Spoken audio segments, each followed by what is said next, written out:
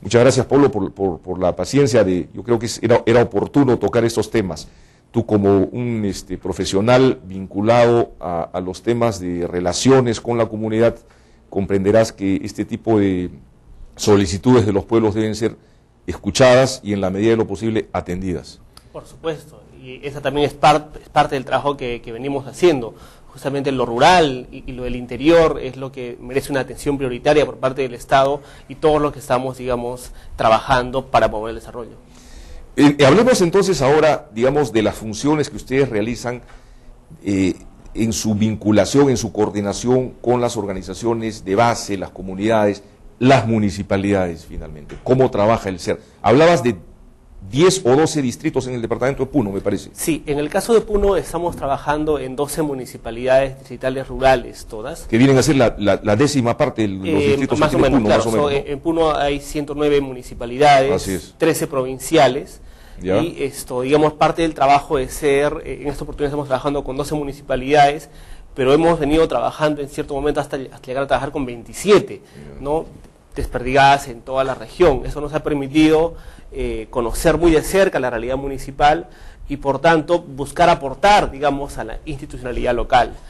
Como tú sabes, Ricardo, en nuestro país está vigente una ley orgánica de municipalidades, una sola ley orgánica de municipalidades que sirve para regular el funcionamiento de municipalidades como San Isidro y municipalidades como Nicasio en Lampa. No suena pues coherente, ¿no? No es nada coherente, eso genera una serie de inconvenientes y problemas, especialmente a las municipalidades pequeñas, que es la principal apuesta, digamos, de nuestra institución en Puno, porque nos permite entrar al mundo de lo rural, que con todas las complejidades, con todas las limitaciones, pero también con todas las potencialidades que esto genera. ¿Cuáles son esas potencialidades que ustedes han percibido en el mundo rural agropecuario, puneño? Bueno, en el caso, digamos, o sea, tú sabes de que Puno es un departamento eminentemente rural y gran parte, digamos, de las actividades económicas, de las actividades sociales, están en esta simbiosis entre campo y ciudad, ¿no?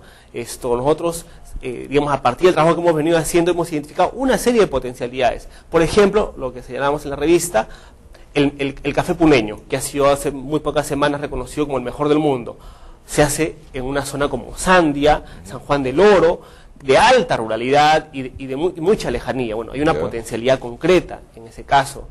La alpaca, la fibra de alpaca, que es uno de los productos por los cuales es conocido Puno a nivel mundial, también es una actividad que se desarrolla en el sector rural, ¿no? Entonces lo que buscamos es generar condiciones para que estas actividades generen mayores ingresos, eleven el nivel de vida de la población, y en esto consideramos que el rol de la municipalidad es fundamental.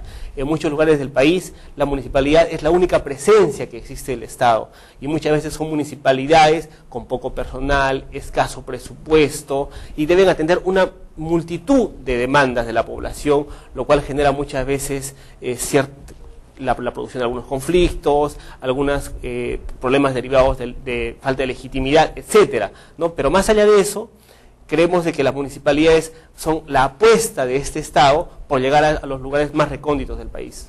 Ahora, en este tipo de municipalidades pequeñas o rurales, andinas, ¿se dan casos de corrupción? Digamos, ¿cuál es la experiencia que ustedes pueden remitir? Sí, bueno, ¿Se dan casos de corrupción? En general, en las municipalidades y en otras entidades públicas existen indicios de corrupción.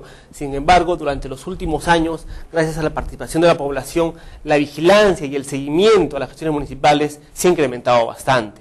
Entonces, por supuesto, esto no es una garantía de que no va a haber ningún acto ni ninguna irregularidad, ¿no? Sin embargo, creemos también que las municipalidades han buscado fortalecerse a partir de la implementación del SIAF, que es el Sistema Integrado de Administración Financiera, el SEACE, que es un instrumento administrativo que tiene que ver con todo lo que es contrataciones y adquisiciones del Estado. Entonces, digamos, poco a poco los instrumentos de gestión van creando cierta institucionalidad y haciendo que las municipalidades salgan de una informalidad en la que han vivido muchos años, ¿no?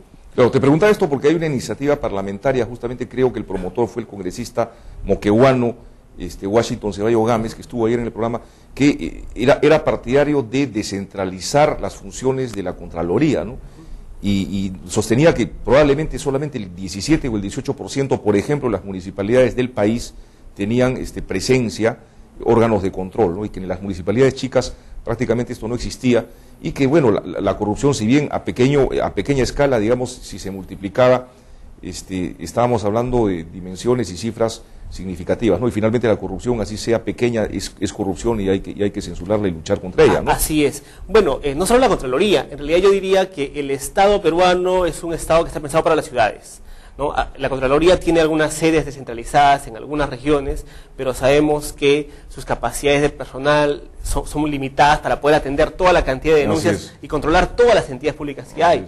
Pero, por ejemplo, también en el caso de la RENIEC o de la OMPE, por ejemplo, ¿no es cierto? Cuando, digamos, van a haber elecciones municipales, hay procesos de revocatoria, la adquisición de kits para un proceso de revocatoria tiene que hacerse en Lima.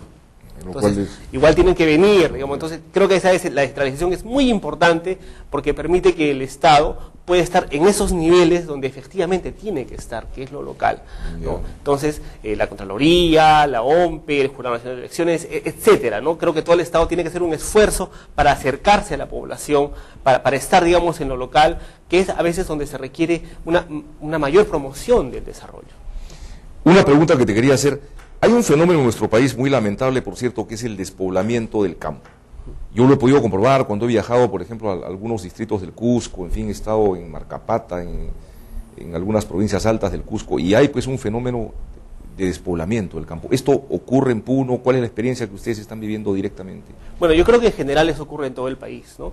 En el año 1948 Lima tenía 650.000 habitantes. 60 años después tiene 8 millones, hay un tercio, ¿no? Entonces es evidente que ha habido no solamente un crecimiento de la población, sino una migración, digamos, de la población hacia las ciudades. Ahora, yo creo que ahí hay que tener en cuenta dos elementos, ¿no? Uno es lo que se entiende por lo rural, efectivamente, ¿no? Yo creo que entender lo rural solamente como comunidades que están muy alejadas, que no tienen nada que ver con las ciudades, es alejado de la realidad. Porque siempre ha habido una dinámica entre lo rural y lo urbano. Entonces, hay una serie de pequeñas ciudades intermedias, en el caso de Puno, Ilave, Azángaro, Carabaya con la conexión interoceánica, etcétera. Son pequeñas ciudades muy vinculadas a lo rural, pero que tienen también un rostro urbano. Claro. Y obviamente cada vez es mayor también la creación de centros poblados en el país. Según un reporte del INEI y del Ministerio de la Mujer, hasta hace 2 años habían alrededor de 69.000 centros poblados en el país. Entonces estamos hablando evidentemente de un proceso de la población que va hacia las ciudades. Muchas gracias, Paulo Vilcar Pasi, directivo del SER. El tiempo nos ha ganado, amigos. Doy pase a Jorge Luis y a Paola para las noticias de Perú TV. Amigos, tengan ustedes muy buenas noches. Nos vemos el día de mañana. Nos acompañará el ingeniero Máximo San Román y el ingeniero Aurelio Ochoa, expertos en gas. Tengan ustedes muy buenas noches.